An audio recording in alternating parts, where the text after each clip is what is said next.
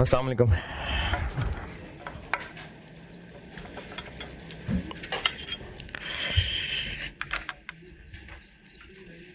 दुरूद शरीफ पढ़ना।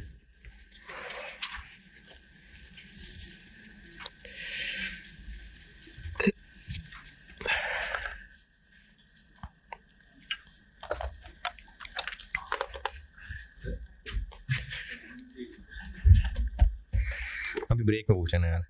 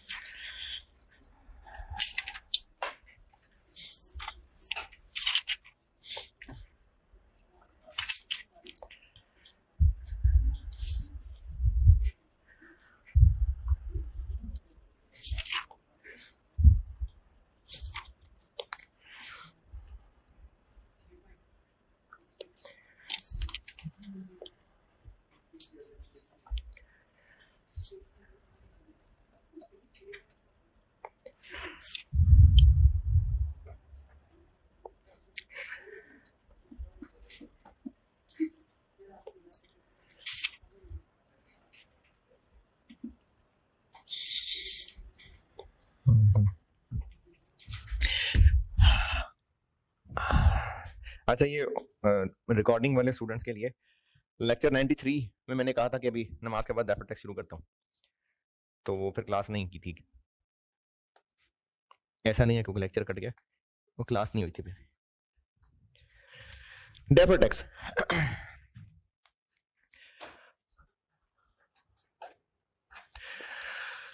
अच्छा डेफर टेक्स्ट क्योंकि कॉन्सेप्चुअल है ना बहुत ज्यादा, तो मैं इसमें कल करंट टेक्स्ट तो मैंने बस सिर्फ लपेटा था जल्दी जल्दी, डेफर टेक्स्ट में जीरो से ही बता रहा हूँ और इसके कॉन्सेप्ट्स बड़े इंपॉर्टेंट हैं। वैसे तो बहुत सारे फार्मूले बनाए हुए मैंने, लेकिन फिर भी कॉन्सेप्ट्स बड़े जरूरी हैं कि आपको क्लियर हो। डेफर टेक्स्ट का कॉन्सेप्ट बता रहा हूँ कुछ बेसिक एग्जांपल से, और इन एग्जांपल से जो मैं बताने लगा हूं वो सिर्फ कॉन्सेप्ट है। सवाल में क्या करना होता है वो बात की बात है, पहले सिर्फ और सिर्फ डेफर टेक्स्ट का कॉन्सेप्ट समझिएगा।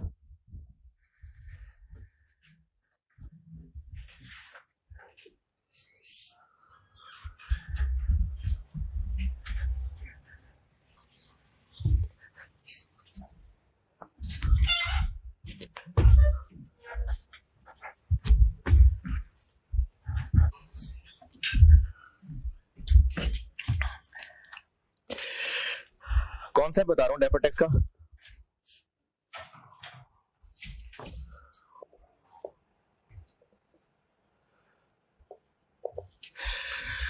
ये कॉन्सेप्ट समझ आ गया ना, फिर इसके ऊपर आगे टॉपिक बिल्ड करूंगा, और ये मैं बिल्कुल कैफ से जीरो से उठा रहा हूं।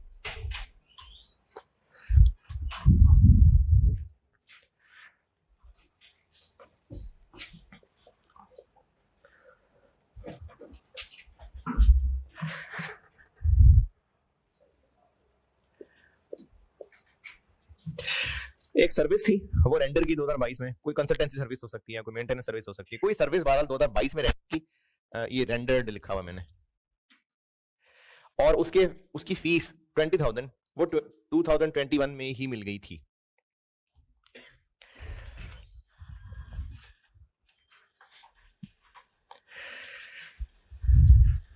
ये जो जिस सर्विस से रिलेटेड ये है,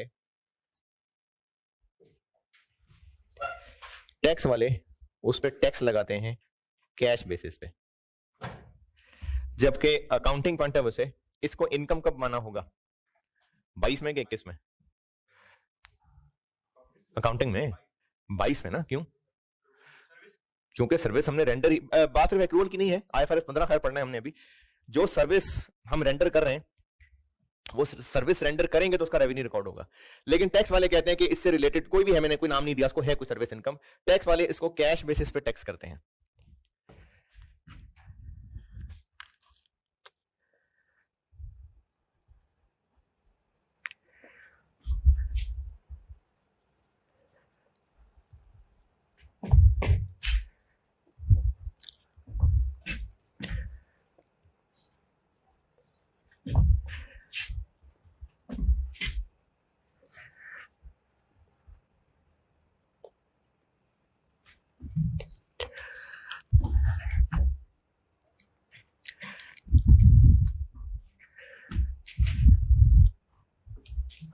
और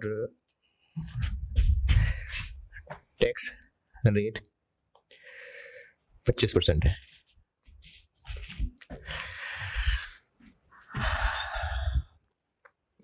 अच्छा मैं फिर बता रहा हूं, मैंने आपको डेफर्ड टैक्स का बिल्कुल जीरो से कॉन्सेप्ट बता रहा हूं, नहीं पढ़ा आपने कैफ में, जीरो से बता रहा हूं बिल्कुल, और कुछ एग्जांपल्स को यूज कर रहा हूं। डेफर्ड टैक्स का कॉन्सेप्ट बताने के लिए इस बेस पे ऊपर फिर मैं आगे कॉन्सेप्ट्स को बढ़ाऊंगा। अभी इस वक्त ये बात नहीं हो रही है कि एग्जाम क्वेश्चन क्या है, अभी सिर्फ डेफर्ड टैक्स का कॉन्सेप्ट डिस्कस हो रहा है। रिक्वायर्ड है इसके extracts of SOCI, extracts of SOCI required है।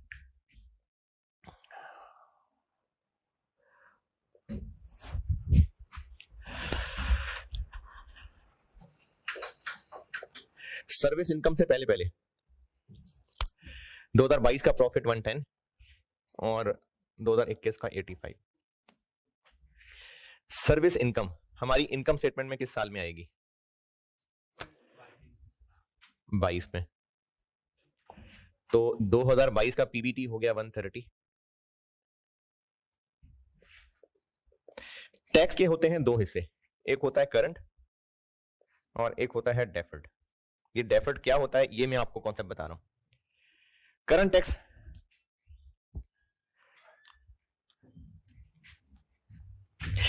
टैक्स जैसे कल किया था, अकाउंटिंग प्रॉफिट से स्टार्ट, अकाउंटिंग प्रॉफिट कितना 130, टैक्स प्रॉफिट तक पहुंचना है। तो जो टैक्स वाले कैश बेसिस पे चल रहे हैं तो सर्विस इनकम को ऐड नहीं लेस कर देते हैं और जो फी रिसीव हुई है उसको ऐड कर देते हैं। 2022 में हमने इनकम बनाई 20, कैश मिला कुछ नहीं। 2021 में इनकम कोई नहीं बनाई, कैश मिल गया 20। टैक्स वाले कैश बेसिस पे कर रहे हैं तो उसको ऐड, और जो हमने इनकम बनाई है वो लेस। अकाउंटिंग प्रॉफिट आ गया, टैक्स प्रॉफिट आ गया 110 और 105। टैक्स 25% है,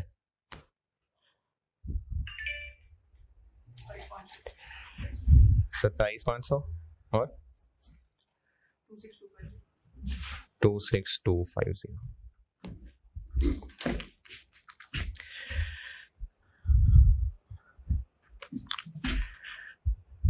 27,500 और 26250।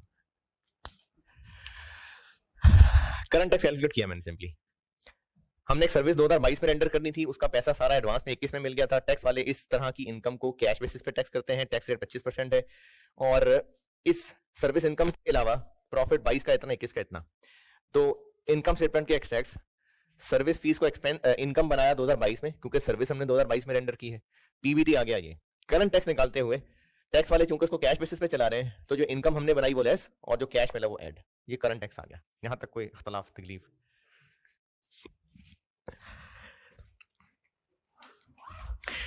टैक्स रेट कितना है? 25%।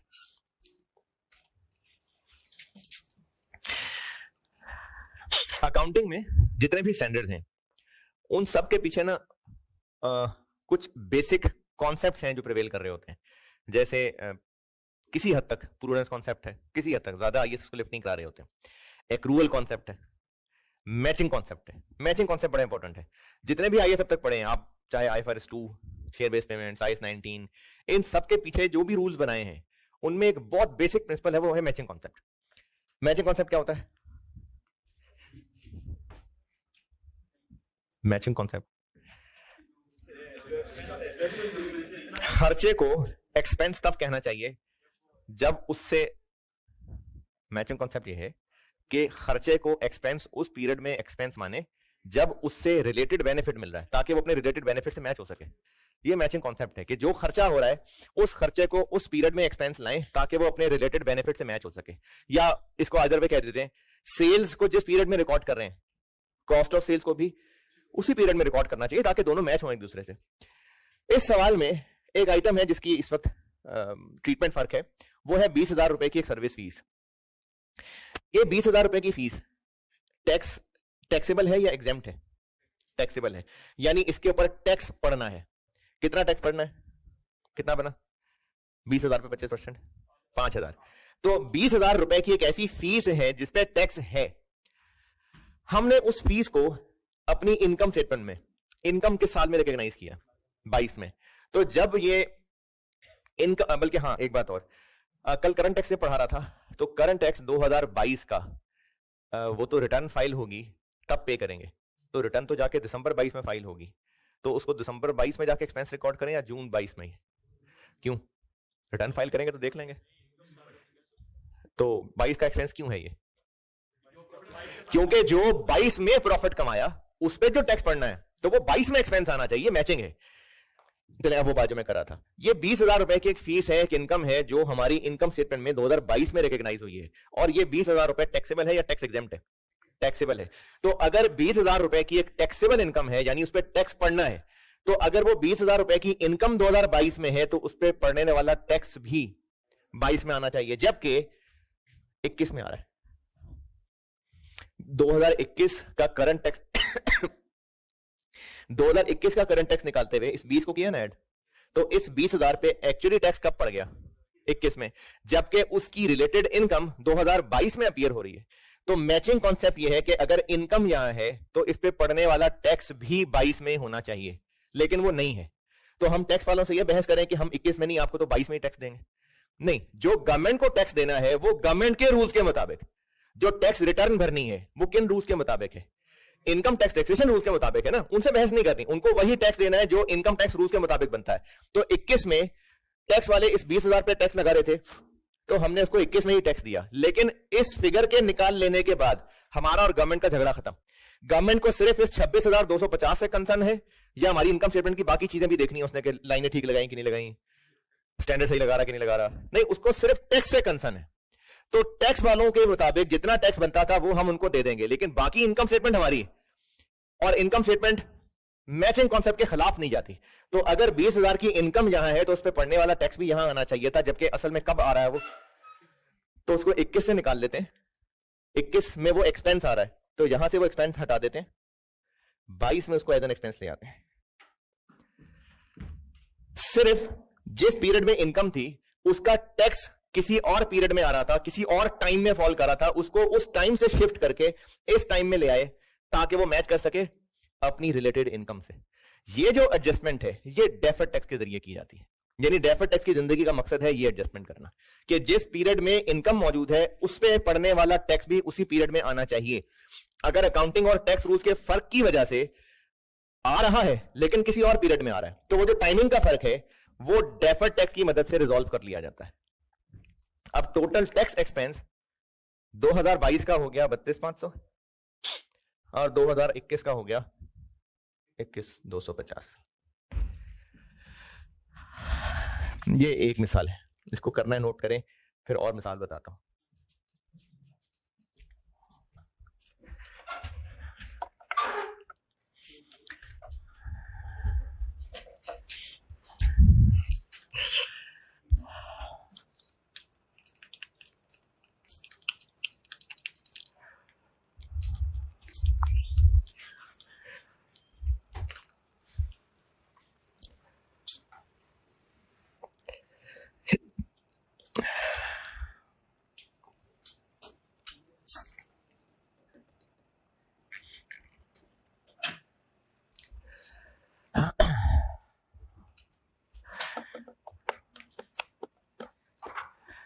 जल्दी जल्दी करिएगा, काफी सारी मिसालें बतानी है, फिर बात समेटनी।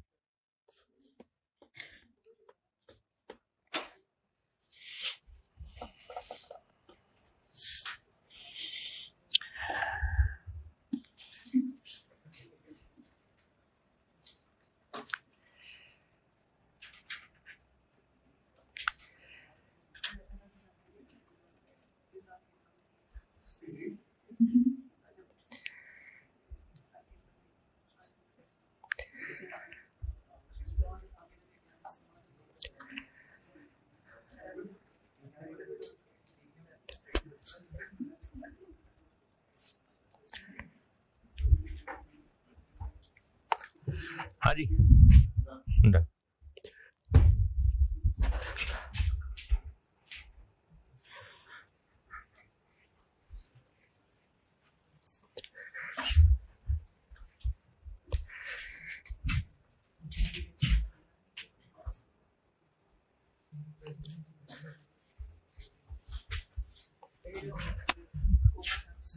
क्या करते हैं? हाँ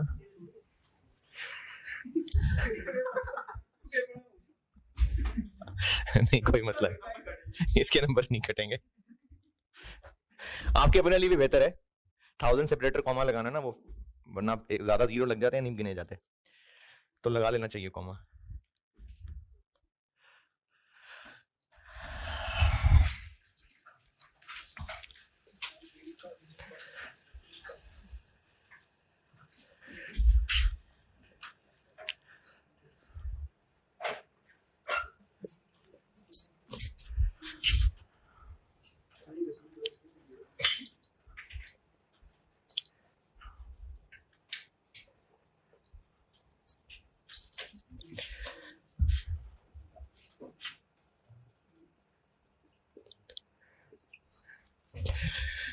अच्छा, आपने बेशक टैक्स में काम नहीं किया हुआ, लेकिन कैफ पास है, इसके अलावा आर्टिकल में भी कुछ अर्सा गुजर ही गया है अक्सर लोगों को।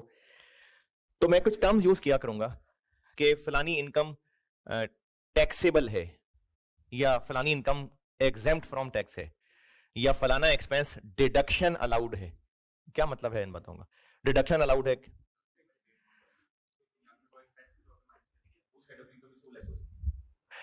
जो कल मैंने करंट टैक्स में अकाउंटिंग प्रॉफिट से टैक्स प्रॉफिट बनाया था, तो हम उसमें क्या क्या चीजें एक्सपेंस इनकम एडजस्ट कर रहे थे। जो नहीं, मैंने कल जब अकाउंटिंग प्रॉफिट से टैक्स प्रॉफिट तक देखें, इधर मैंने ना ये किया था कि अकाउंटिंग रूल्स के मुताबिक इनकम एक्सपेंसेस और टैक्स रूल्स के मुताबिक इनकम एक्सपेंसेस, एक मेरे ख्याल में कोई पता नहीं कितना, दूसरा पता नहीं कितना। फिर मैंने कहा था कि इसकी बजाय प्रैक्टिकली ऐसे किया जाता है कि अकाउंटिंग प्रॉफिट से स्टार्ट करते हैं और उसमें एडजस्टमेंट्स करते हैं और फिर उससे टैक्स प्रॉफिट तक पहुंचते हैं। तो ये क्या चीजें हैं जो हम एडजस्टमेंट्स कर रहे होते हैं? जो टैक्स और अकाउंटिंग रूल में इख्तलाफ है ना, उन्हीं की बात कर रहे होते हैं ना। तो सारे एक्सपेंसेस क्यों नहीं रिवर्स कर दिए, सारी इनकम्स क्यों नहीं लेस कर दी? तो हमने वो एक्सपेंसेस रिवर्स किए होंगे जो अलाउड नहीं होंगे, जो अलाउड होंगे, डिडक्शन अलाउड होंगे, उनको रिवर्स नहीं किया होगा। या इसी तरह से कुछ ऐसे एक्सपेंसेस होंगे जो अकाउंटिंग में डिफरेंट फिगर्स निकली होंगी, टैक्स में डिफरेंट फिगर्स निकलती होंगी, तो हमने अकाउंटिंग फिगर्स को एड बैक किया और टैक्स वालों के मुताबिक जो बनता था वो लेस किया, यानी वो डिडक्शन अलाउ हो रहे हैं। तो expenses as a deduction allow होंगे, इनकम से पे टैक्स पड़ेगा, डिडक्शन अलाउ नहीं होंगे, टैक्स एग्जेम्प्ट होगी इनकम। ये बातें टर्म्स समझ आ रही है ना, कि फलानी इनकम है वो टैक्सेबल है, या फलानी इनकम है जो टैक्स पर्पसेस के लिए एक्सेप्टेबल है, फलाना एक्सपेंस है जो टैक्स पर्पसेस के लिए इनएडमिसिबल है। ये टर्म्स ओके। इस इंश्योरेंस को डिडक्शन अलाउ करते हैं टैक्स वाले कैश बेसिस पे। टैक्स रेट 30% है,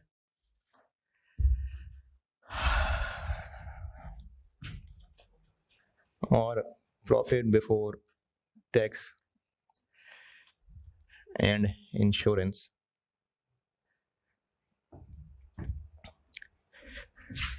2022 का 100,000 और 2021 का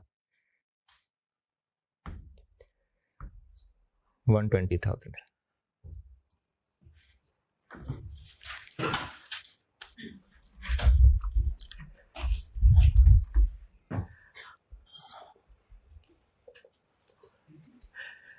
ये इंश्योरेंस 16,000 एक्सपेंस किस साल में आएगा? अकाउंटिंग में ये एक्सपेंस किस पीरियड में आएगा? 22।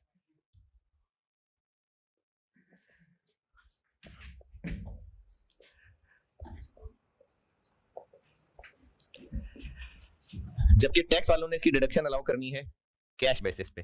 तो करंट टैक्स की वर्किंग करते हुए पीबीटी 84 120 क्या करूं, क्या ऐड क्या लेस? टैक्स वालों ने इसको कैश बेसिस पे अलाउ करना है, तो इंश्योरेंस एक्सपेंस ऐड बैक कर देते हैं और इंश्योरेंस पेड लेस कर देते हैं। 22 में एक्सपेंस कितना, 16 ऐड बैक। 22 में पेमेंट कितनी, कोई नहीं। 21 में इंश्योरेंस एक्सपेंस कितना, कोई नहीं। पेमेंट कितनी, 16। 1 लाख और 104। टैक्स रेट 30%, कितना, 30,000 और 31200।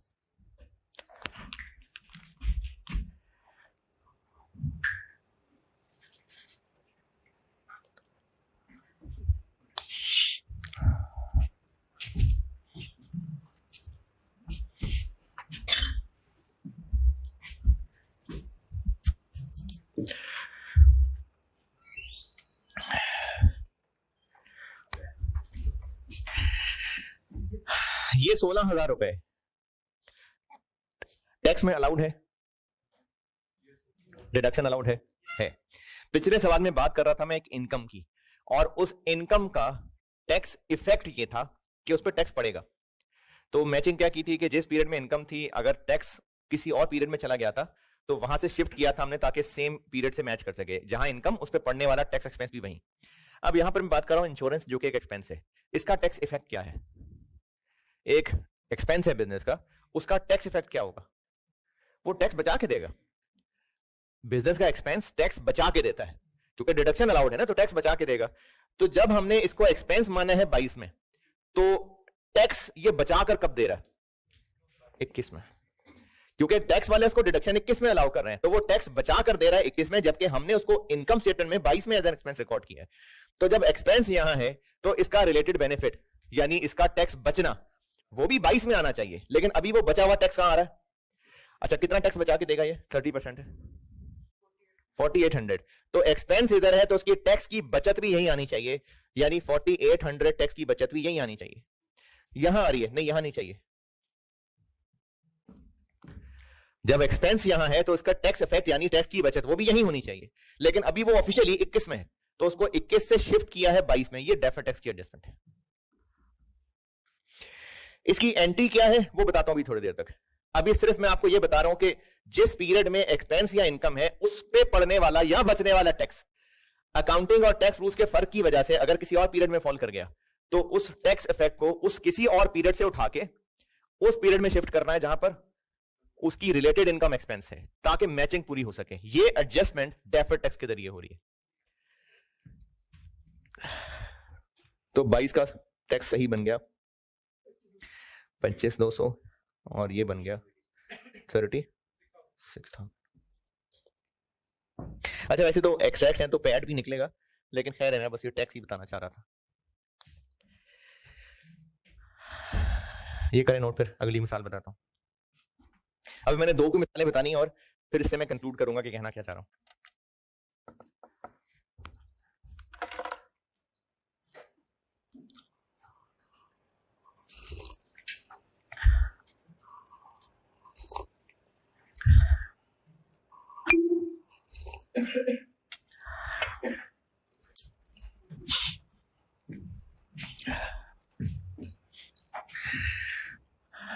अच्छा, जो लोग यहाँ बैठे हैं, चलो वो तो बैठे ही हैं, जो लोग कैमरे के पार बैठे हैं, पता नहीं मेरा ये लेक्चर कब सुन रहे होंगे, लेकिन कॉलेज की ना सीफैब लेवल पे, वैसे तो कैफ लेवल पे भी होती है, एक मॉक की एक्टिविटी होती है।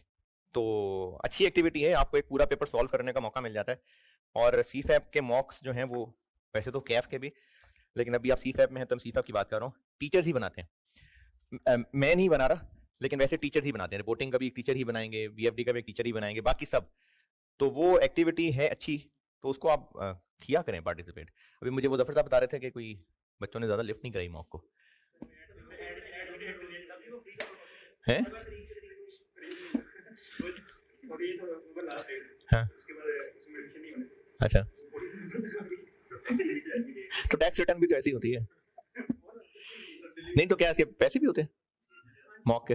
कितने कितने होते हैं? 3 पेपर का पूरे 2000 रुपए?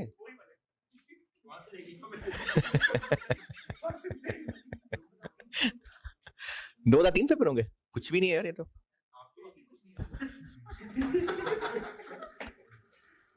मैं दे देता हूँ यार, मुझे बताएं कि जो है जरूरतमंद बताएं, मैं कर देता हूँ, अपने पास से कर देता हूँ। है नहीं, होना जरूरतमंद चाहिए। अपने इलाके के काउंसलर से ज़कात का फॉर्म भी साइन करा के लाए वो।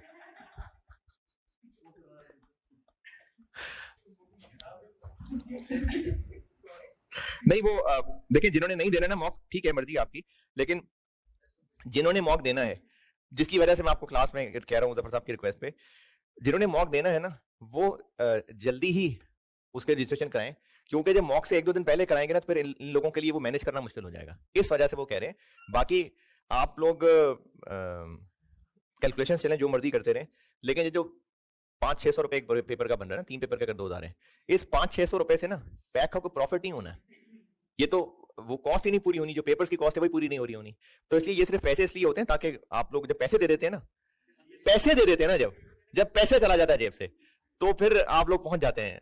क्योंकि हमारी ना नफसियाती मसला है कि हमने 500 रुपए दिए हैं, अब 500 रुपए पूरे करने के लिए 2000 रुपए किराया खर्च करके आ जाएंगे, बैठ भी जाएंगे 3 घंटे। तो ये हमारी है इस तरह की नफसियात। तो इसलिए बताने का मकसद ये था कि जिन लोगों ने मॉक देना है वो जल्दी रजिस्ट्रेशन करा ले, ताकि फिर ये इनके लिए एडमिनिस्ट्रेटिव मसला ना हो, बस ये कह रहा हूँ। बाकी नहीं देना मर्जी आपकी, ना दे।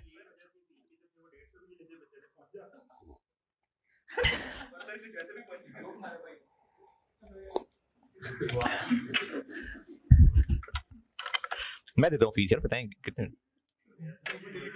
हैं? नहीं, जिनकी अटेम्प्ट है उनकी बात कर रहा हूँ, काफी सारे होंगे अटेम्प्ट वाले।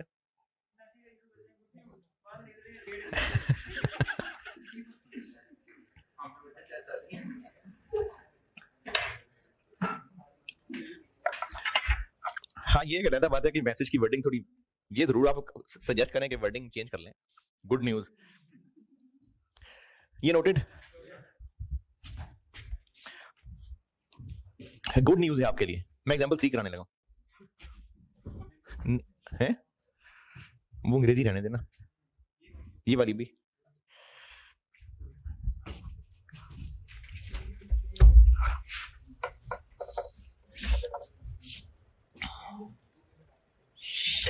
हाँ, मिटा दे सारा।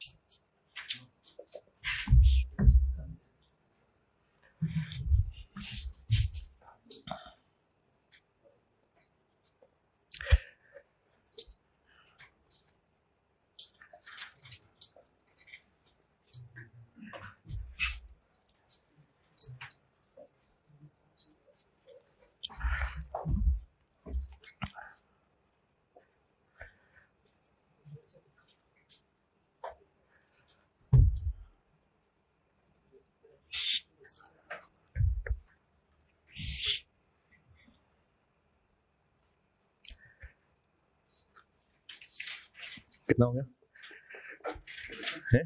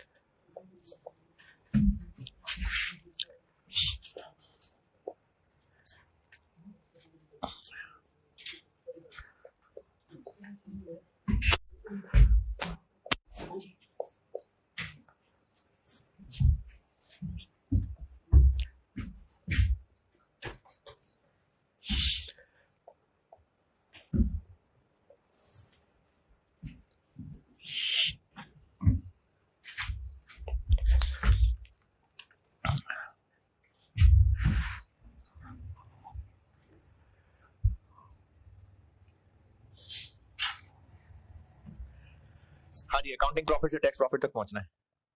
अकाउंटिंग डेप्शन ऐड और टैक्स डेप्शन लेस। 20,000 20,000 20,000 और टैक्स डेप्रिसिएशन नहीं 5,000 17,000 और 38,000। अच्छा, एक फायदा होगा इसलिए ऐसा कर रहा हूं, इस डब्बे का टोटल करें। 15,000 positive, 3,000 positive, 18,000 negative. Tax profit कितना बन गया? 85, 67, 50,000 और टैक्स 30% है तो टैक्स हो गया 25,500 20,100 है। अच्छा अच्छा ठीक है 18 ठीक है 15,000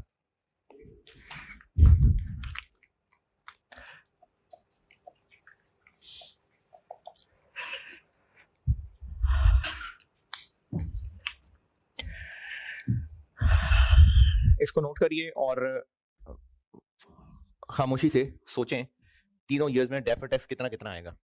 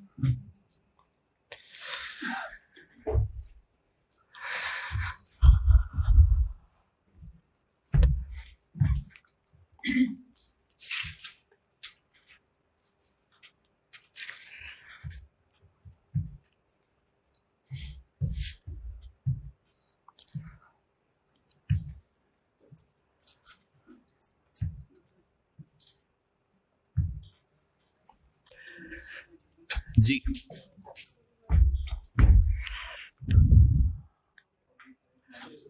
2022 में 2022 में कितना 4500 पॉजिटिव नेगेटिव। अच्छा और इधर 900 पॉजिटिव नेगेटिव पॉजिटिव, इधर 5400 नेगेटिव। ठीक है इतना ही यही होगा प्लस माइनस। ठीक है फिर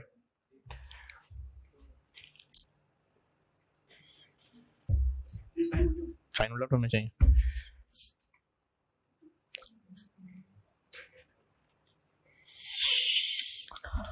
अच्छा मैं अभी ना सिर्फ कॉन्सेप्ट समझा रहा हूं, अगर आपको साइन कंफ्यूज भी करेंगे ना अभी इस वक्त करते हुए कोई मसला नहीं है, फिगर सही कैलकुलेट कर ली बहुत है, क्योंकि सवाल करते हुए फार्मूले ऐसे बन जाएंगे कि साइन इतना मसला नहीं करेंगे। फार्मूले बना दूंगा ऐसे कि आप प्लस माइनस साइन पे नहीं परेशान होंगे। अमाउंट्स की हद तक अगर समझ आती है बात तो ठीक है। हाँ जी साइन ठीक है। अच्छा चलें देखते हैं 2020 में हम एक्सपेंस मान रहे हैं, यानी हमारी इनकम स्टेटमेंट में डेप्शन एक्सपेंस कितना आ रहा है 20। तो फिर मैचिंग कॉन्सेप्ट ये है कि टैक्स सेविंग भी 20,000 के हिसाब से होनी चाहिए थी। जबकि टैक्स वालों ने ज्यादा डेप्रिसिएशन, ज्यादा डिडक्शन अलाउ कर दी, जितनी होनी बनती है मैचिंग के एतबार से, उससे ज्यादा डिडक्शन मिल गई। नहीं चाहिए, वो तो अगले ईयर में चाहिए होगी, तो नहीं, टैक्स की बचत नहीं चाहिए।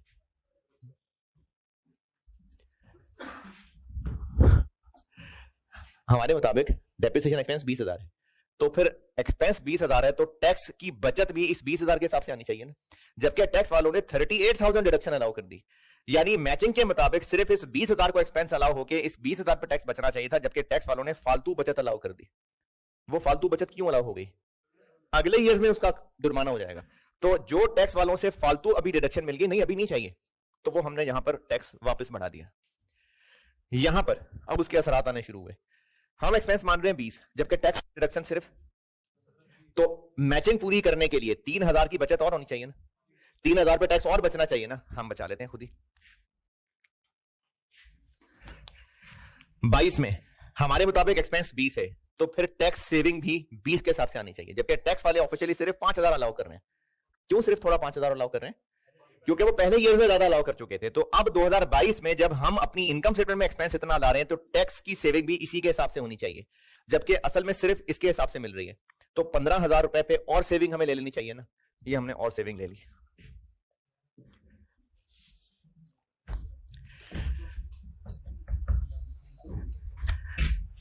तो डेफर्ड टैक्स एडजस्ट करने के बाद 21,000, 19,200, 20,400।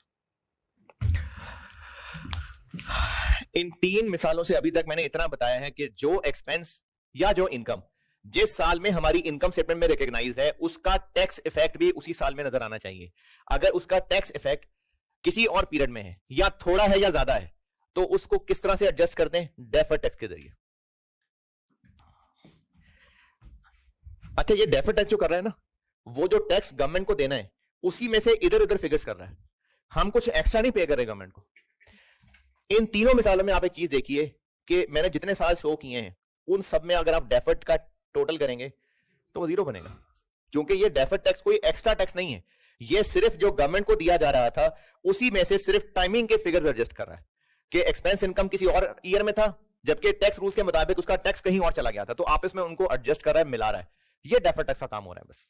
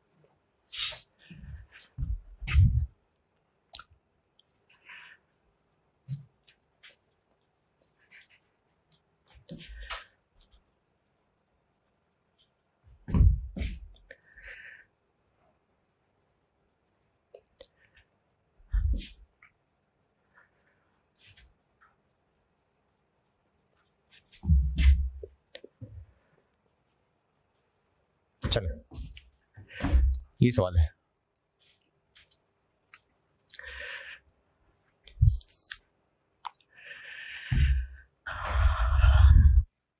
करंट टैक्स और डेफर्ड टैक्स करें कैलकुलेट।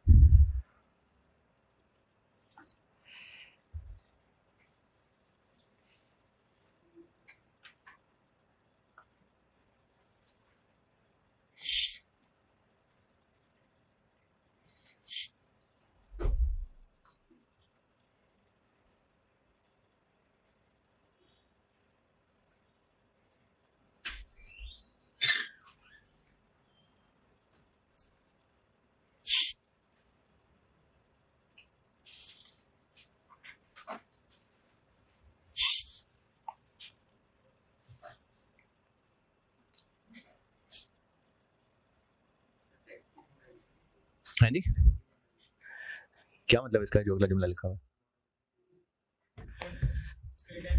अच्छा ये हमने इसको डेवलपमेंट कॉस्ट कैपिटलाइज किया और इसकी अमोर्टाइजेशन हमने करनी है 3 साल स्ट्रेट लाइन मेथड पे। ये क्या लिखा हुआ है नीचे? क्या मतलब इसका? टैक्स वाले इसको पहले ही साल में डिडक्शन मान लेंगे।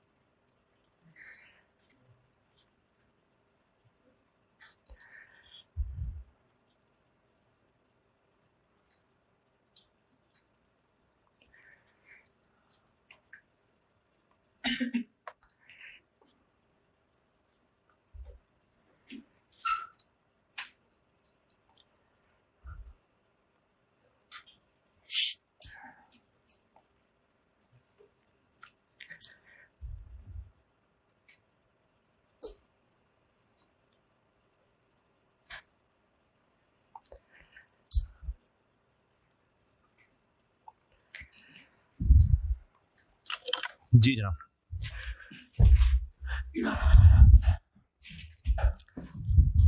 अकाउंटिंग अमोर्टाइजेशन एडबैक और टैक्स वालों ने इसको कब एक्सपेंस मान लेना?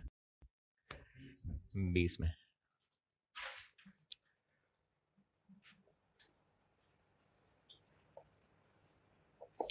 टैक्स प्रॉफिट 90, 84, हाँ 28, करंट टैक्स 27,000, 25,200, 84,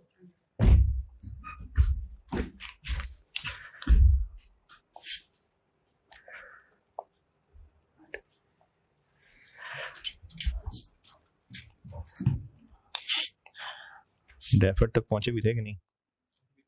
अभी नहीं पहुंचे, पहुंचे सेकंड एफर्ट करें।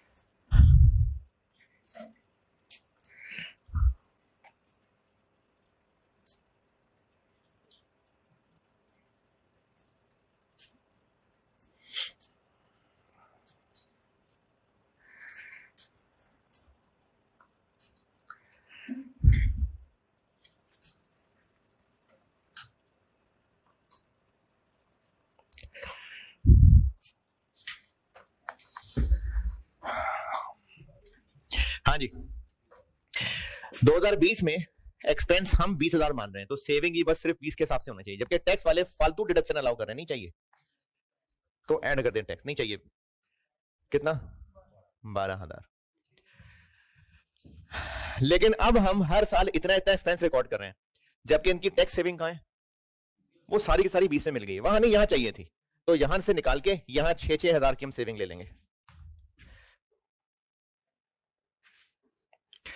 चलिए एक मिसाल और फिर इस बात को कंक्लूड करता हूं कि ये सारा चल क्या रहा है।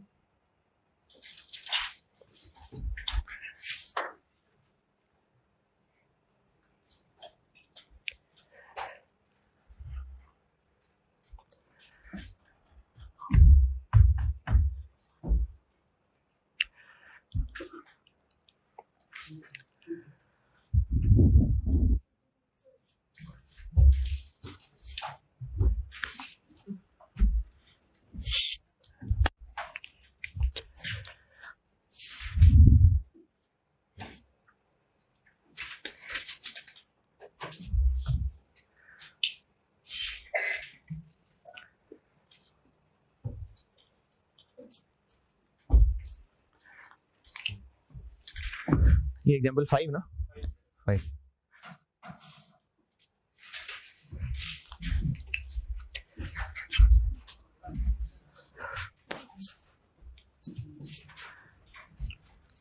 ये नोटेड। चलिए ये अगला सवाल है, इसका करंट टैक्स और डेफर्ड टैक्स करें कैलकुलेट।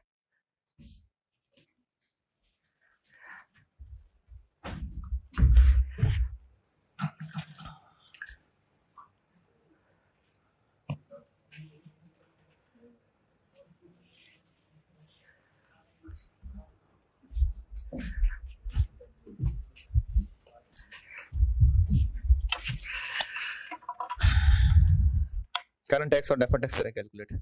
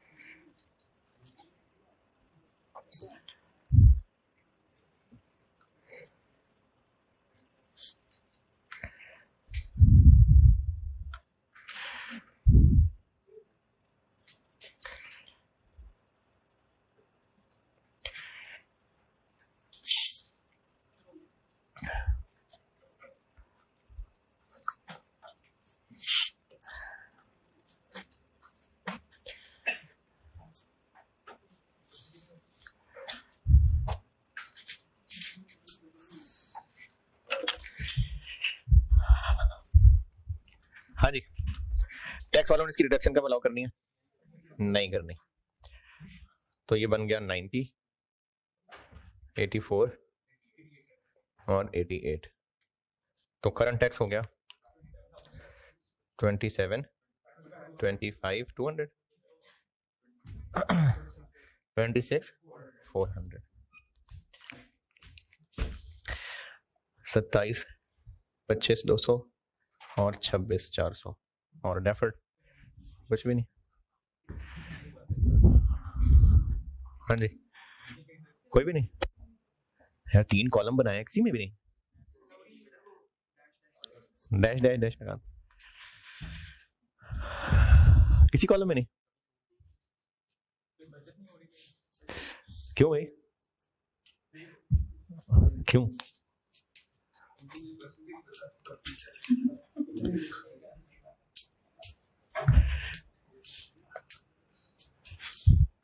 हाँ जी,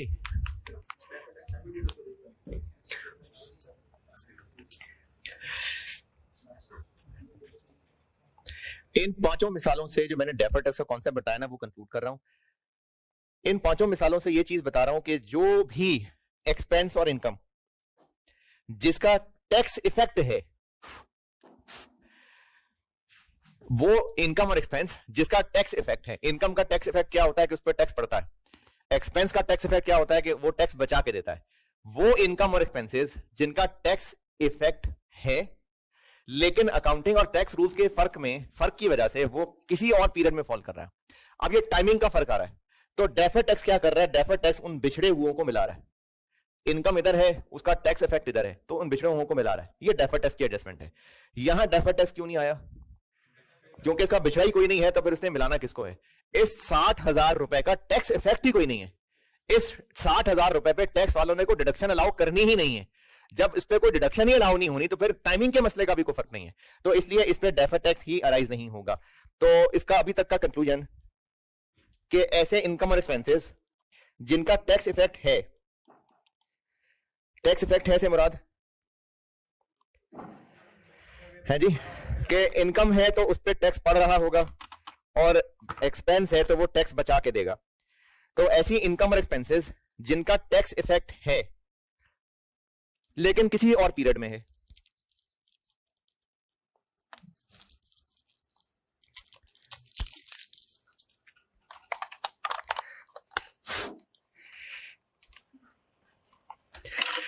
ऐसे इनकम और एक्सपेंसेस जिनका टैक्स इफेक्ट है लेकिन किसी और पीरियड में है, यानी टाइमिंग का फर्क है। जैसे पहली मिसाल में 20,000 रुपए की एक इनकम थी। अकाउंटिंग पर्पसेस के लिए उस इनकम को कब, किस साल में माना गया? पहली मिसाल 22 में, जबकि टैक्स वाले उस पर टैक्स कब लगा रहे हैं और कितने पे टैक्स लगा रहे हैं? 20 पे। तो अकाउंटिंग में भी उसको इनकम माना जा रहा है, टैक्स वाले भी उसको एक टैक्सेबल इनकम मान रहे हैं, लेकिन उनमें टाइमिंग का फर्क है। अकाउंटिंग में वो किसी और साल में इनकम मानी जा रही है, टैक्स वाले किसी और साल में टैक्स कर रहे हैं। तो इस टाइमिंग के डिफरेंस की वजह से डेफर्ड टैक्स अराइज हुआ। दूसरी मिसाल में इंश्योरेंस प्रीमियम था, कितना? 16,000। अकाउंटिंग पर्पसेस के लिए उसको एक्सपेंस कब माना गया? 22 में, जबकि टैक्स वालों ने उसको डिडक्शन कब अलाउ किया? कितना? 16। तो अमाउंट का झगड़ा नहीं है, टाइमिंग का फर्क है, डेफर्ड टैक्स अराइज हो गया। तीसरी मिसाल में क्या हुआ? डेप्रिसिएशन थी 60,000 की, और इस 60,000 को अकाउंटिंग वाले 20, 20, 20 3 साल में एक्सपेंस मान रहे हैं, और टैक्स वाले 38, 17, 5 वो भी 60,000 ही एक्सपेंस अलाउ कर रहे हैं, लेकिन पैटर्न का फर्क है, टाइमिंग का फर्क है, फिर डेफर्ड टैक्स अराइज हो गया। चौथी मिसाल के अंदर 60,000 रुपए अकाउंटिंग पर्पसेस के लिए 3 साल में फैला के एक्सपेंस माना जा रहा है, जबकि टैक्स वाले सारा का सारा 60,000 एक ही साल में एक्सपेंस अलाउ कर रहे हैं। अमाउंट का झगड़ा नहीं है, टाइमिंग का फर्क है, डेफर्ड टैक्स राइज हो गया। लेकिन इस मिसाल के अंदर टैक्स वालों ने इस 60,000 को अलाउ ही नहीं करना, तो टैक्स वालों ने जब अलाउ करना ही नहीं है तो इसका टैक्स इफेक्ट ही नहीं है, तो मिसमैच का मसला ही नहीं है, इसलिए डेफर्ड टैक्स राइज नहीं हुआ। ठीक है, तो डेफर्ड टैक्स का कॉन्सेप्ट यह है कि इनकम स्टेटमेंट बनाते हुए जो एक्सपेंस और जो इनकम यूज हो रहा है, ये फाइनल कंक्लूजन डेफर्ड टैक्स का कॉन्सेप्ट बता रहा हूं। इनकम स्टेटमेंट बनाते हुए जो एक्सपेंस और income for the year recognised है, अगर उसका टैक्स इफेक्ट है तो वो भी उसी साल में आना चाहिए। अगर वो किसी और साल में है, पिछले साल में या अगले साल में आएगा, तो डेफर्ड टैक्स के जरिए उसको एडजस्ट करके इसी साल में लाया जाएगा। ये डेफर्ड टैक्स का कॉन्सेप्ट है। लेकिन जिन आइटम्स का टैक्स इफेक्ट है ही नहीं, तो उन पर डेफर्ड टैक्स भी क्रिएट नहीं होगा। ये है कॉन्सेप्ट डेफर्ड टैक्स का। अब मैं ना इन पांचों सवालों को मिला रहा हूं, 2022 और 2021। मुझे फर्ज करें पांचों मिसालें एक ही बिजनेस की हैं, मैंने ईयर भी इसलिए सेम रखे हैं। अगर इन पांचों मिसालों को एक ही बिजनेस मान लें, तो पहली मिसाल क्या थी? एक सर्विस इनकम थी ना, 2022 में उस पर डेफर्ड टैक्स, ये मैं डेफर्ड कर रहा हूं, डेफर्ड 2022 में डेफर्ड टैक्स कितना लिखा था? Positive negative? 5,000 पॉजिटिव, 21 में 5,000 नेगेटिव। दूसरी मिसाल मैं कर ये रहा हूं कि इन पांचों मिसालों को ये समझते हुए कि ये एक ही बिजनेस की पांचों आइटम्स थी, उनको मैं मिला रहा हूं। तो सर्विस फीस वाली मिसाल में 22 में डेफर्ड टैक्स 5,000 पॉजिटिव निकाला था हमने और 21 में 5,000 नेगेटिव निकाला था। और दूसरी मिसाल क्या थी? इंश्योरेंस, 2022 में 48 नेगेटिव और 21 में 48 पॉजिटिव। तीसरी मिसाल में डेप्रिसिएशन थी, 22 में 45 नेगेटिव और 2021 में 900 नेगेटिव। और एमोर्टाइजेशन कह लें चलें, 22 में उस पर डेफर्ड टैक्स हमने 6,000 नेगेटिव और इधर 6,000 नेगेटिव। और पांचवी मिसाल में कुछ भी नहीं। इसका टोटल करिएगा,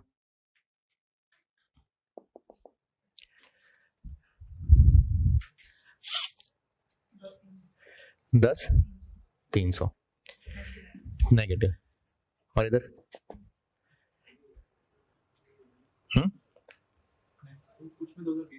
कोई बात नहीं, मैंने बस 22-21 लिखा है, होता रहे 20, मैंने बस 22-21 लिखा है। 7,100 नेगेटिव। ये मैंने क्या किया है, मैंने ये जो 5 मिसालें बताई ना जिसमें आपको डेफर्ड टैक्स कॉन्सेप्ट बताया, मैंने उनको पांचों को समझा कि एक ही बिजनेस है, तो मैंने उन पांचों में जो एक एक करके हमने डेफर्ड टैक्स कैलकुलेट किया था, मैंने उनको मिला दिया। यानी इस बिजनेस का इनकम स्टेटमेंट का अगर डेफर्ड टैक्स देखेंगे पूरे बिजनेस का, तो 2022 की इनकम स्टेटमेंट में यहां क्या आ रहा होगा? 10,300 नेगेटिव। 21 में उस पूरे बिजनेस की इनकम स्टेटमेंट में यहां क्या आ रहा होगा? 7,100 नेगेटिव। हम ये 10,300 और 7,100 कैलकुलेट कर सकते हैं एक तरीके से। ये एग्जांपल 5 नोटेड ना, मैं इन पांचों एग्जांपल्स को मिला रहा हूं और डेफर्ड टैक्स पूरे बिजनेस के पॉइंट ऑफ व्यू से कैलकुलेट करना एक तरीके से सिखा रहा हूं। बस मैं यहां से ना चीजें बिल्ड करके आइस 12 तक पहुंचा रहा हूं। ये मैंने सारा जीरो से बताया, आपने कैफ चीते चीते होंगे आप, लेकिन मैंने फिर भी जीरो से उठाया सारा यहां तक, अगर टाइम पे आए थे तो यहां तक ओके। -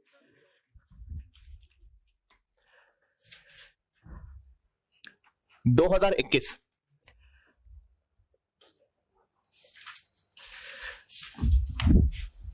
ये जो सर्विस फीस थी 2021 में, इसको हमने अपनी बुक्स में कितनी इनकम रिकॉर्ड किया 2021 में? 2021 में हमने अपनी बुक्स में इसको कितना इनकम माना? नहीं माना। टैक्स वालों ने इसको 2021 में इनकम माना? हाँ जी, 20। इंश्योरेंस को हमने 2021 में, हमने मतलब अकाउंटिंग, इसको एक्सपेंस माना? टैक्स वालों ने 21 कितना? 16,000। व्हीकल की डेप्रिसिएशन हमने अपनी बुक्स में 2021 में कितनी डेप्रिसिएशन चार्ज की, जबकि 2021 में टैक्स वालों ने कितनी अलाउ की? 2021 में 17। हमने एमोर्टाइजेशन 2021 में अपनी बुक्स में कितनी 20, टैक्स वालों ने कितनी 2021 में? कुछ भी नहीं।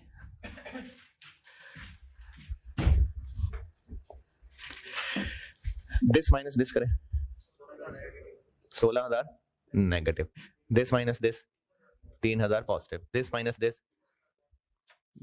This 20,000 positive.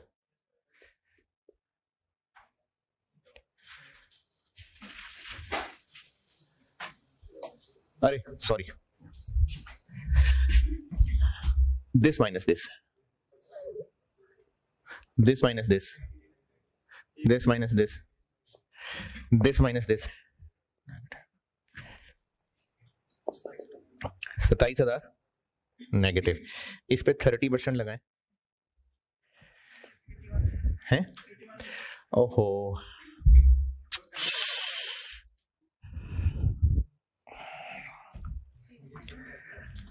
पहले सवाल में मैंने टैक्स रेट ही 25 रखा था। कितना था? 25, 30 करें तो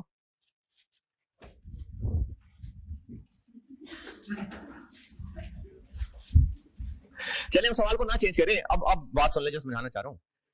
अगर 30 होता तो 6,000 होता ना। ये क्या बना 81 और इधर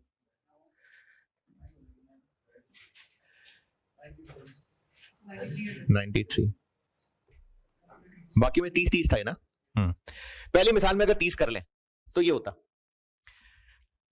इस पर लगाएं 30, 80 नेगेटिव पॉजिटिव नेगेटिव, ये 81 नेगेटिव।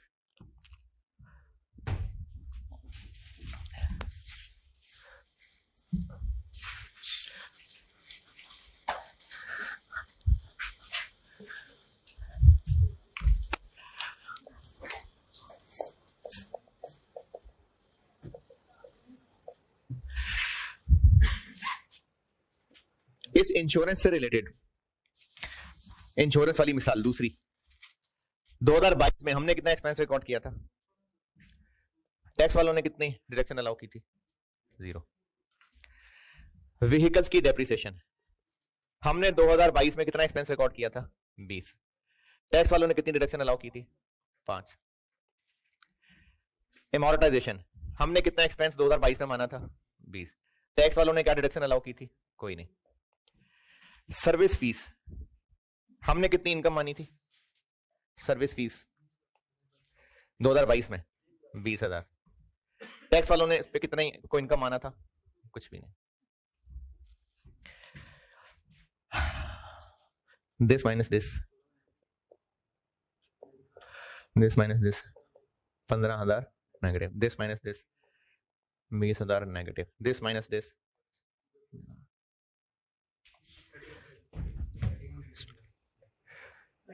इस पे 30% लगाएं 9,300। अच्छा, ये किया क्या है? डेफर्ड टैक्स क्रिएट ही क्यों हो रहा था? क्योंकि कुछ इनकम और एक्सपेंसेस की आइटम्स पे जो अकाउंटिंग के मुताबिक फॉर द ईयर फिगर्स थी और जो उन्हीं की टैक्स पर्पसेस के लिए फिगर्स थी, उनमें फर्क था। तो फर्क तो 5वीं एग्जांपल में भी था, लेकिन उस फर्क ने ओवर द पीरियड रिजॉल्व नहीं होना था। ये बात दोबारा, जो पहली 4 मिसालें हैं ना, उसमें अकाउंटिंग में भी उतना ही एक्सपेंस, उतनी ही इनकम टोटल मानी जा रही है, बेशक 2-3 साल में मिला के, जितना उस आइटम से रिलेटेड टैक्स वाले अलाउ कर रहे हैं। लेकिन टैक्स वाले जिस पीरियड में अलाउ कर रहे हैं, अकाउंटिंग में उसको जिस पीरियड में माना जा रहा है, उनमें टाइमिंग का फर्क है, इसलिए उन पे डेफर्ड टैक्स क्रिएट हुआ। 5वीं मिसाल में डेफर्ड टैक्स क्यों क्रिएट नहीं हुआ? क्योंकि उसमें टाइमिंग का कोई फर्क ही नहीं है। टाइमिंग का फर्क तो यह होता कि इनकम और एक्सपेंस किसी और पीरियड में बुक्स में रिकॉग्नाइज हो रहा होता, जबकि उसका टैक्स किसी और पीरियड में फॉल कर रहा होता। ये टाइमिंग का फर्क है। तो एग्जांपल 5 में टाइमिंग का फर्क क्यों नहीं था? क्योंकि नहीं, ये वर्ड नहीं मैं यूज कर रहा, ये आई इसमें कहीं वर्ड नहीं है। एग्जांपल 5 में टाइमिंग का डिफरेंस क्यों नहीं है? किस चीज की टाइमिंग? क्या बात हो रही है? इनकम्स और एक्सपेंसेस का टैक्स किसी और पीरियड में फॉल कर रहा है। क्यों किसी और पीरियड में फॉल कर रहा है? क्योंकि उनको इनकम और एक्सपेंस मानने में अकाउंटिंग रूल्स और टैक्स रूल्स की टाइमिंग का फर्क है, इसलिए डेफर्ड टैक्स अराइज हो रहा है। एग्जांपल 5 में क्यों नहीं था? क्योंकि उस आइटम का टैक्स इफेक्ट ही नहीं था। उस आइटम का टैक्स इफेक्ट क्यों नहीं था? क्योंकि टैक्स वाले उसको कभी भी अलाउ नहीं कर रहे थे। जब उसका टैक्स इफेक्ट था ही नहीं तो फिर यह मसला ही नहीं था कि उसका टैक्स किसी और टाइम में फॉल कर रहा है, इसलिए डेफर्ड टैक्स अराइज नहीं हो रहा था। तो अगर हम किसी भी एक साल में जिन आइटम्स के ऊपर टाइमिंग का फर्क है उनकी for the year accounting figures लें और फॉर द ईयर जो टैक्स पर्पस के लिए फिगर्स होती उनका अगर डिफरेंस लें और उस डिफरेंस पे टैक्स रेट लगा दें तो वही deferred tax for the year होगा। क्यों? क्योंकि उस डिफरेंस के ऊपर ही तो हम डेफर्ड टैक्स क्रिएट कर रहे हैं। मैंने चारों एग्जांपल में यही तो किया है। वो डिफरेंस आ ही इसलिए रहा है क्योंकि उन आइटम्स की अकाउंटिंग और टैक्स ट्रीटमेंट में फर्क है, तो उसी फर्क को तो हम डेफर्ड टैक्स कह के एडजस्ट कर रहे हैं। क्योंकि मकसद क्या है सारी कहानी के पीछे कि जिस पीरियड में एक्सपेंस और इनकम है उसका टैक्स इफेक्ट अगर है तो उसी पीरियड में साथ मैच करना चाहिए। ये सारी एडजस्टमेंट हम लोग टैक्स वालों से लड़ाई झगड़ा किए बगैर डेफर्ड टैक्स के नाम से कर रहे हैं। तो अगर हम for the year deferred tax जो कि ऐसे मैंने बता दिया एसओसीआई के फेस पे पीबीटी माइनस टैक्स यानी tax expense for the year है ना, वो एसओसीआई के फेस पे। अब उस फॉर द ईयर में एक कंपोनेंट करंट है और एक कंपोनेंट डेफर्ड है। तो एसओसीआई यानी इनकम स्टेटमेंट में वो टैक्स जो फॉर द ईयर शो हो कैसे कैलकुलेट किया जाए? उस साल में जिन आइटम्स के ऊपर टाइमिंग का डिफरेंस है, मैंने एग्जांपल 5 नहीं लिखी क्योंकि उस पर डेफर्ड टैक्स क्रिएट ही नहीं होना था। तो जिन आइटम्स पे टाइमिंग का डिफरेंस है उनकी एक्सपेंस और income for the year accounting rules के मुताबिक और उन्हीं का एक्सपेंस और income for the year tax rules के मुताबिक। अगर फॉर द ईयर अकाउंटिंग की figure for the year tax की फिगर में डिफरेंस ले लिया जाए तो वो डिफरेंस 10 साल का इकट्ठा डिफरेंस होगा। वो डिफरेंस भी फॉर द ईयर होगा और उस डिफरेंस पे टैक्स रेट लगाएंगे तो deferred tax for the year निकलेगा। इनकम्स और एक्सपेंसेस की वो आइटम्स जिनमें टाइमिंग का डिफरेंस है, किसी भी एक साल का अगर deferred tax for the year निकालना हो तो उन एक्सपेंसेस और इनकम की वो फिगर फॉर द ईयर जो अकाउंटिंग पर्पसेस के लिए है, उनकी वो फिगर फॉर द ईयर जो टैक्स पर्पसेस के लिए है, in for the year figures में डिफरेंस लें तो वो डिफरेंस भी फॉर दैट ईयर है और उस डिफरेंस पे टैक्स रेट लगाएंगे तो वो भी deferred tax for the year है। पॉजिटिव नेगेटिव का फैसला कैसे होगा अभी खैर है, जैसे भी होगा। मैंने इसमें से ये क्यों माइनस किया उसमें से ये क्यों माइनस नहीं किया है कोई रीजन, लेकिन हमारा इस वक्त ज्यादा मकसद इस तरीके से डेफर्ड टैक्स कैलकुलेट करना नहीं है क्योंकि ये डेफर्ड टैक्स का असल तरीका नहीं है। आईएस 12 का तरीका कोई और है, ये सिर्फ एक कॉन्सेप्चुअल तरीका है। आईएस 12 में डेफर्ड टैक्स कैलकुलेट करने का मेथड ये नहीं है जो मैं सामने बता रहा हूं, ये मैं सिर्फ डेफर्ड टैक्स की कॉन्सेप्चुअल डिस्कशन कर रहा हूं। अभी मैं आईएस 12 के ऑफिशियल चीजों पे नहीं आया, डेफर्ड टैक्स मैंने सिर्फ और सिर्फ अभी कॉन्सेप्चुअली डिस्कस किया है। ये वाली बात फिर बता रहा हूं, एक्सपेंसेस और इनकम्स फॉर द ईयर सिर्फ वो आइटम्स जिन पे टैक्स और अकाउंटिंग में डिफरेंस टाइमिंग का डिफरेंस है। टाइमिंग के डिफरेंस से मुराद यह है कि इन टोटल हम भी उतनी ही एक्सपेंस इनकम मान लेंगे, टैक्स वाले भी उतना ही एक्सपेंस इनकम मान लेंगे, लेकिन डिफरेंट टाइम पीरियड्स में। तो उसकी वजह से उन आइटम्स का टैक्स किसी और पीरियड में गिर जाएगा जाके। तो डेफर्ड टैक्स क्या कर रहा है, उस टैक्स इफेक्ट को जो किसी और पीरियड में गिरा हुआ है उसको वहां से शिफ्ट कर रहा है उस पीरियड में जहां पर उसकी रिलेटेड इनकम एक्सपेंस मौजूद है। ये काम डेफर्ड टैक्स एडजस्टमेंट के जरिए हो रहा है। तो अगर किसी भी साल का for the year deferred tax expense निकालना चाहें तो फॉर द ईयर अकाउंटिंग की figures, for the year tax की फिगर्स, किन की फिगर्स, एक्सपेंसेस और इनकम्स की, उनमें डिफरेंस फॉर द ईयर, उस डिफरेंस पे रेट लगेगा तो deferred tax for the year आएगा। और इस deferred tax for the year की एंट्री ये होगी कि अगर ये एक नेगेटिव फिगर निकली है तो टैक्स एक्सपेंस क्रेडिट और डेफर्ड टैक्स नामी एक बैलेंस शीट आइटम ये डेबिट।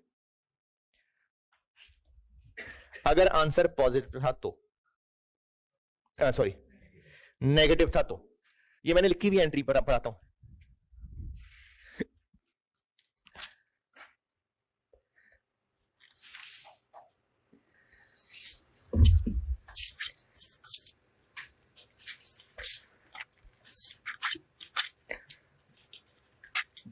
नहीं लिखी हुई है, यही है।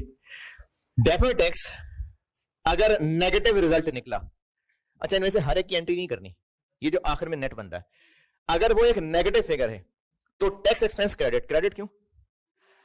क्योंकि एक्सपेंस अगर नेगेटिव है तो एक्सपेंस कम हो रहा है ना, तो टैक्स एक्सपेंस क्रेडिट और डेफर्ड टैक्स नामी ये एक एसेट भी हो सकता है और एक लायबिलिटी भी हो सकती है, जो कि अगली क्लास में बात होगी। डेफर्ड टैक्स नामी कोई एसेट कोई लायबिलिटी, वो डेबिट यानी ये बैलेंस शीट वाली चीज हो गई, और टैक्स एक्सपेंस क्रेडिट।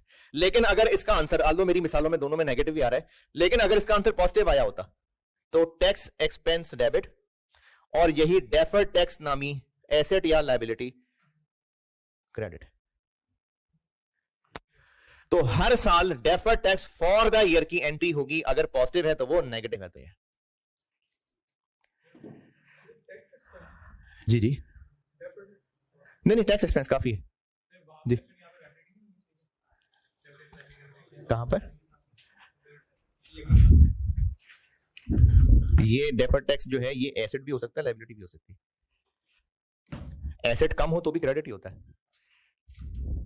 लायबिलिटी कम हो तो डेबिट ही होती है। तो ये एसेट लायबिलिटी दोनों में से कोई हो सकता है। लेकिन ये डेफर्ड टैक्स क्यों डेबिट हो रहा है? क्योंकि डेबिट की जगह खाली है। असल में ये क्रेडिट करना है, इसका डेबिट डेफर्ड टैक्स नामी अकाउंट में जाना है।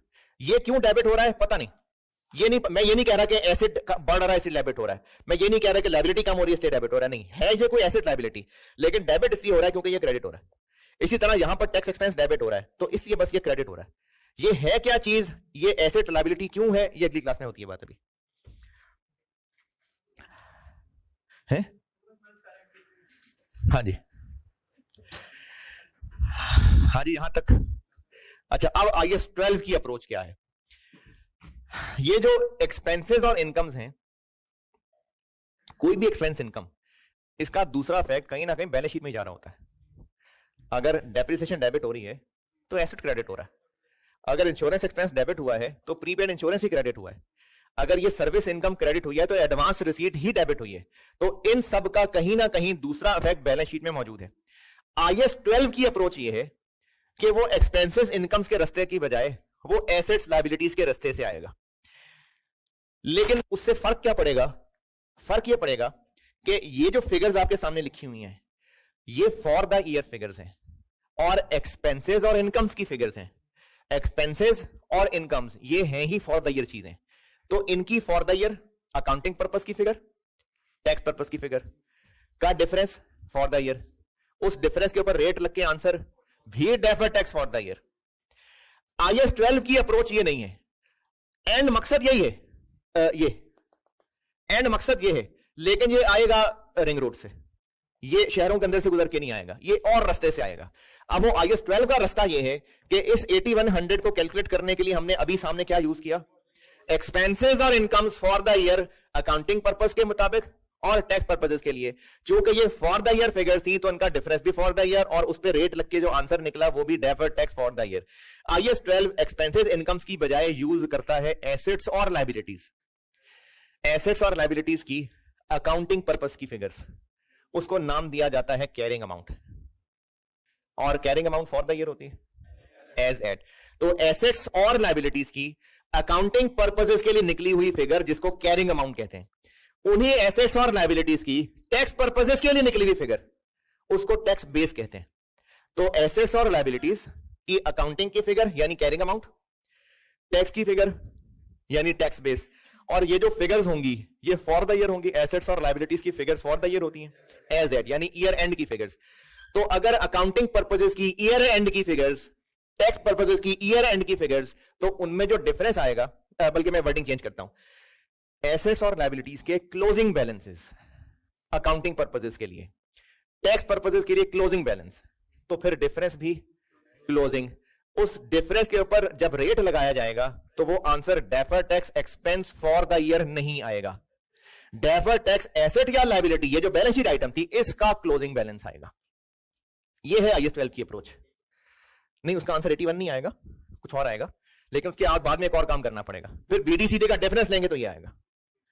तो IAS 12 की अप्रोच ये है कि इनकम्स और एक्सपेंसेस की बजाय एसेट्स और लायबिलिटीज लिए जाए, उनकी अकाउंटिंग की वैल्यूज यानी कैरिंग अमाउंट्स, टैक्स की वैल्यूज यानी टैक्स बेस, उनका डिफरेंस लिया जाए, वो डिफरेंस फॉर द ईयर होगा। नहीं, एज एट होगा। तो उस डिफरेंस पे रेट लग के जो आंसर आएगा वो भी deferred tax expense for the year नहीं होगा, बल्कि इस डेफर्ड टैक्स नामी एसेट या लायबिलिटी का एज एट मतलब क्लोजिंग बैलेंस होगा, और उसका ओपनिंग और क्लोजिंग का डिफरेंस लेंगे तो 8100 बनेगा। तो IAS 12 की अप्रोच ये है जो मैंने अब बताई है। हाँ जी, एसेट्स और लायबिलिटीज की कैरिंग अमाउंट कैसे निकलेंगे हैं? मैं दोबारा बता रहा हूं, एसेट्स और लायबिलिटीज कैरिंग अमाउंट से मुराद क्या है? जो हमारी अकाउंटिंग के रिकॉर्ड्स में उनकी वैल्यूज आ रही हैं। कैसे निकलती हैं एसेट्स और लायबिलिटीज की कैरिंग अमाउंट? हर टॉपिक, हर एसेट लायबिलिटी का कोई ना कोई रिस्पेक्टिव IAS है। फाइनेंशियल एसेट्स, फाइनेंशियल लायबिलिटीज की कैरिंग अमाउंट कैसे निकलेगी? IFRS 9 बताएगा, IAS 32 बताएगा। PPE की कैरिंग अमाउंट कैसे निकलेगी? IAS 16 बताएगा। इन्वेंट्री की, इन्वेस्टमेंट प्रॉपर्टी की, इंटेंजिबल एसेट्स की, इन सब एसेट्स और लायबिलिटीज के लिए कोई ना कोई रेलेवेंट IAS बना हुआ है। और जिनके लिए कोई IAS नहीं है तो बेसिक अकाउंटिंग कॉन्सेप्ट्स तो हैं ही, कॉन्सेप्चुअली उनके कैरिंग अमाउंट्स निकलेंगे। कैरिंग अमाउंट्स क्या फिगर्स हैं? उन एसेट्स और लायबिलिटीज की वो वैल्यूज जो अकाउंटिंग रूल्स के मुताबिक निकली हुई है। उन्हीं एसेट्स और लायबिलिटीज की वैल्यूज फॉर टैक्स पर्पसेस भी चाहिए हो सकती हैं। टैक्स पर्पसेस के लिए भी वैल्यूज चाहिए हो सकती हैं। जैसे एक प्लांट है, प्लांट बेचा तो उसके ऊपर प्रॉफिट या लॉस हुआ तो उसके ऊपर टैक्स लगेगा। टैक्स पर्पसेस के लिए कितना प्रॉफिट या लॉस हुआ कैसे पता चलेगा? उस प्लांट की टैक्स पर्पसेस के लिए क्या वैल्यू है ये चाहिए होगी ना, उसको टैक्स बेस कहते हैं। तो एसेट्स और लायबिलिटीज की वो वैल्यूज, एसेट्स और लायबिलिटीज की वो वैल्यूज जो अकाउंटिंग रूल्स के मुताबिक निकली हुई हमारी बुक्स में आ रही हैं, उनको कैरिंग अमाउंट कहते हैं। और एसेट्स और लायबिलिटीज की वो वैल्यूज जो for tax purposes as per tax rules निकाली जाएं, उनको टैक्स बेसिस कहते हैं। कैरिंग अमाउंट्स कैसे कैलकुलेट होंगी? रेलेवेंट स्टैंडर्ड्स के मुताबिक। टैक्स बेस कैसे कैलकुलेट होगी? ये IAS 12 सिखाएगा लेक्चर नंबर 95 में।